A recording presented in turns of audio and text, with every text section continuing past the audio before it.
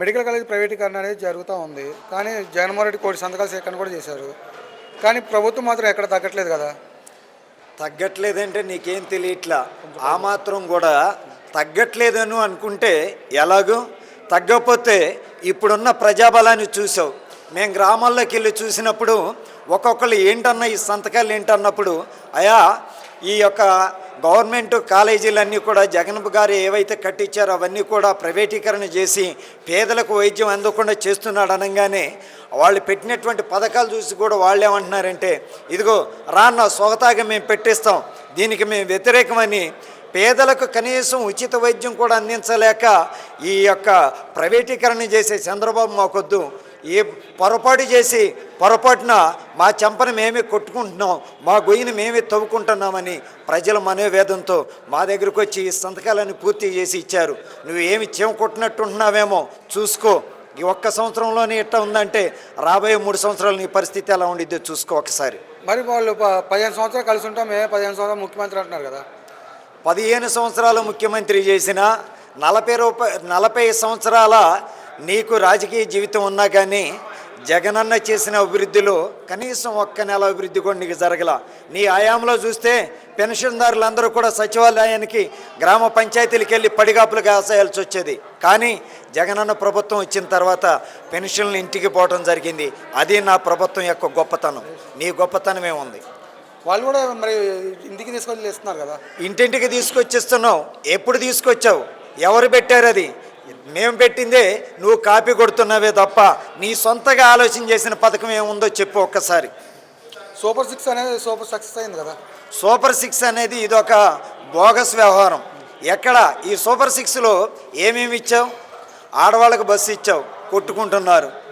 ఇంకా గ్యాస్ అన్నావు, మొదలనేమో 4 బండ్లు అన్నావు, 6 బండ్లు అన్నావు. కానీ ఆఖరికి వచ్చేసరికి సబ్సిడీ పడకుండా 2 బండ్లతోనే సరిపెట్టుకునే వ్యవహారం కూడా ఈ రోజున మనం చూస్తున్నాం. చాలామంది ఆక్రోశం ఆక్రందన వెళ్ళగక్కుతున్నారు. అందరికీ సకాలంలో గ్యాస్ డబ్బులు వెనక్కి రాక ఎంతో ఇబ్బందులు పడుతూ గ్యాస్ గోడౌన్ల చుట్టూ కూడా తిరుగుతూ ఉన్నారు. ఇదే నీ పరిపాలన.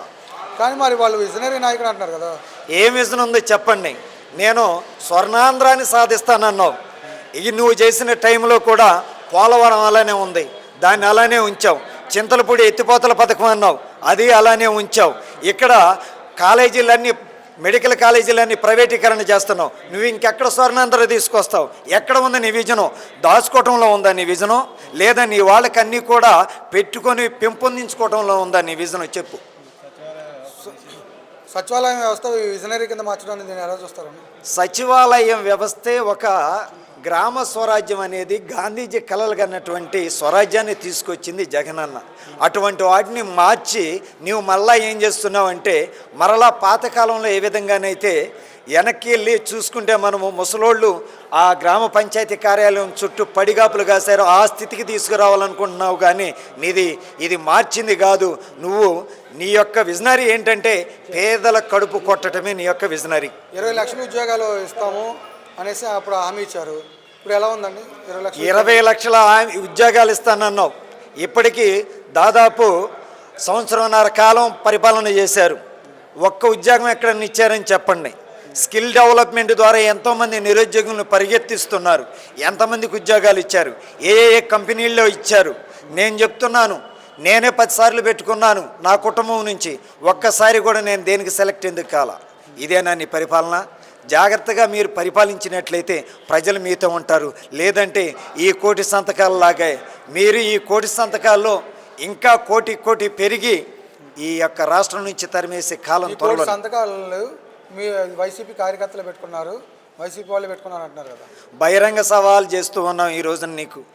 మేము కార్యకర్తలు పెట్టామంటున్నాం, దాని మీద ఫోన్ నెంబర్ ఉంది, వారికి ఫోన్ చేసి అడుగు.